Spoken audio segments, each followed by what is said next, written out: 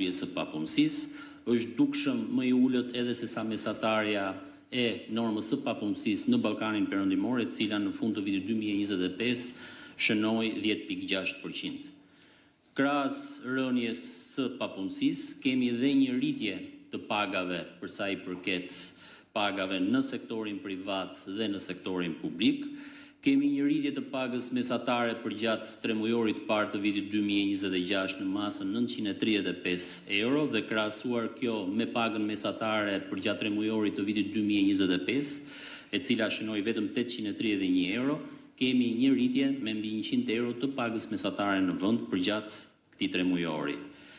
Paga mesatare në sektorin publik ka arritur në masën 1.094 euro, ndërkohë që paga mesatare në sektorin privat ka arritur në 871 euro në fund të 3 mujorit parë të 2026, nga 753 euro që ka qenë në fund të 3 mujorit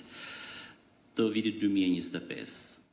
Nga ana tjetër, fal edhe masave të marra për formalizimin e punësimit në sektor kyç të ekonomisë,